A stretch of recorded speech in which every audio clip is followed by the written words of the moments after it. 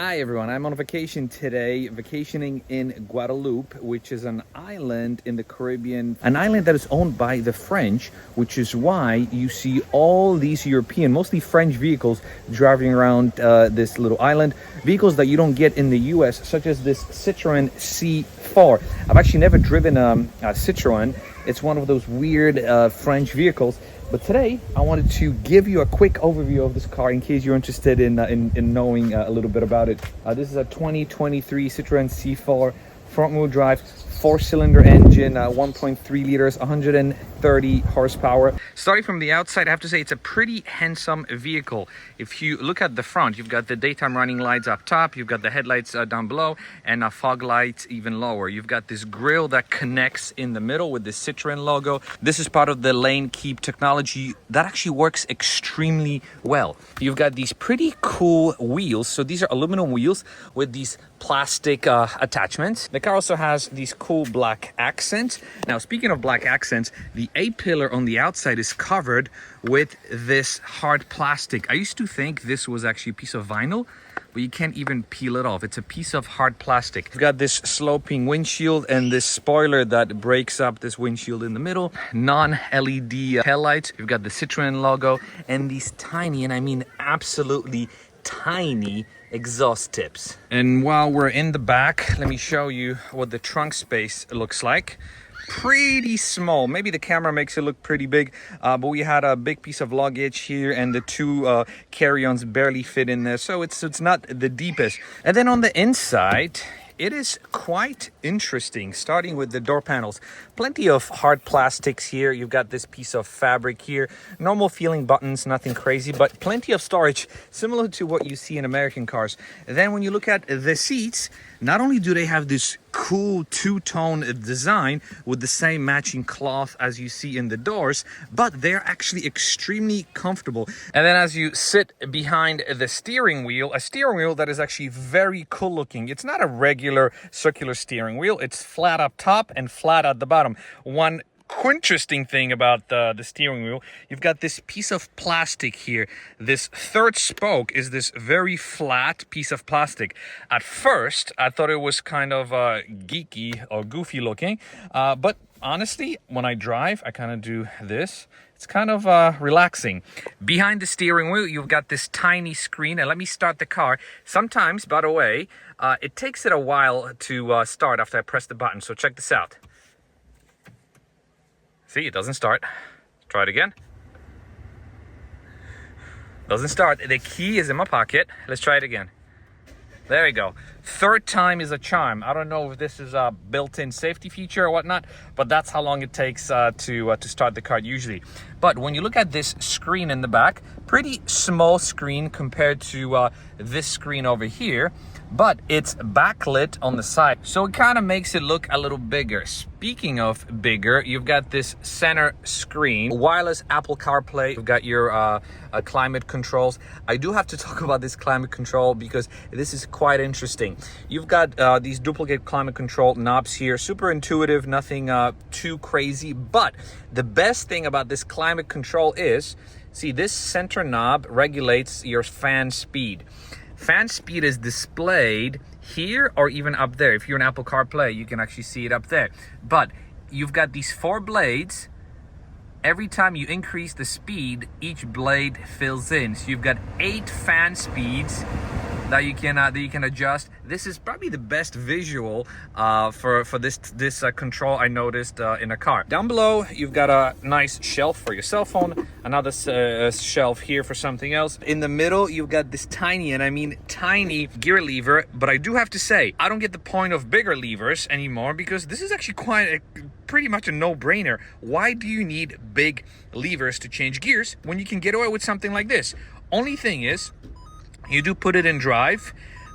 You cannot simply put it in park. You have to press it in park. So a few times when I got out of the car started rolling because it wasn't in park. So you always have to remember that from drive, you have to put it in park. And then next to it, you've got your mode selector. You've got 3 different modes: eco, normal, and sport. Down here, you've got these pretty deep cup holders, electronic handbrake, and you could also, you saw me slide this elbow rest, pretty nice. Also pretty deep, it goes way in there. Now, speaking of storage, you've got this extra storage here on the passenger side. Not only do you have this cool shelf, but you also have this glove box. Why is this called a glove box? I guess, do I keep gloves here? No, but look how deep it is. Check this out. It is so deep. It is probably the biggest or the deepest glove box I have ever seen. And then up here, you've got your other set of controls, your lighting controls.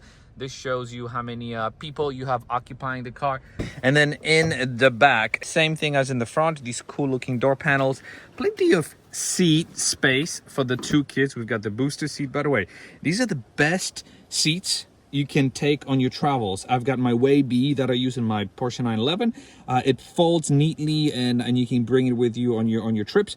And I also have this inflatable booster. That's right, this is an inflatable booster. It falls completely flat, so it takes almost no space. A no-brainer if you have kids that fit that criteria. And I have to be honest, when I first got the car and I drove it for the first few kilometers, I was getting ready to hate it.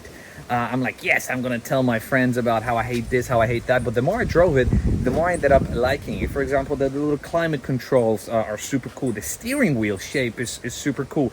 The fact that, check this out, the key is in my pocket.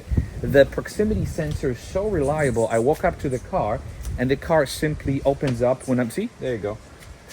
It unlocks just like my BMW M5, which is obviously a lot more expensive than this.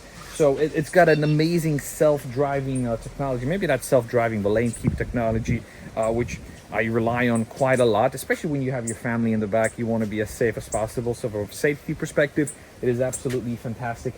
And when you kind of combine all these things, it also, the comfortable seats, it kind of makes this slow car very fun to drive. Now, I wanted to take you for a spin to show you how this French vehicle drives.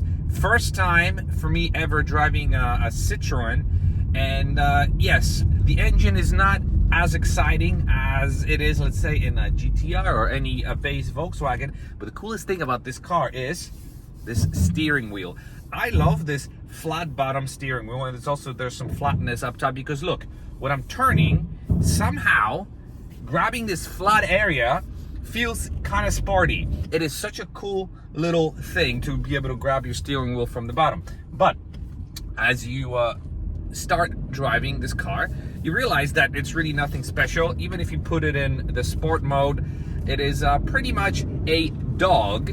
I mean, it's not a very powerful engine. Even if you put it in manual mode, these shifts head east, then make are a U-turn. pretty slow.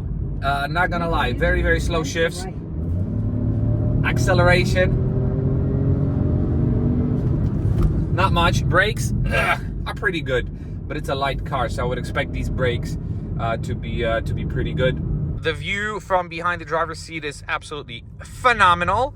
This gauge cluster, even though it's a very simplistic and a tiny gauge cluster, actually makes a lot of sense. You can change what you see in the middle. You can actually put your little RPM thing here. Check this out.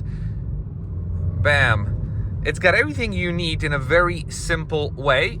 The Apple CarPlay works wirelessly with your phone, so that's a very seamless integration. Your mirrors are pretty sizable, left and right. The only thing is the rear view mirror. As you can see, you have that little break in the rear glass, which blocks your view as you look into the back. But aside from that, this steering wheel is the showmaker of this car. Really makes it feel a lot sportier than the car really is. So it's a little cheat code, if you will.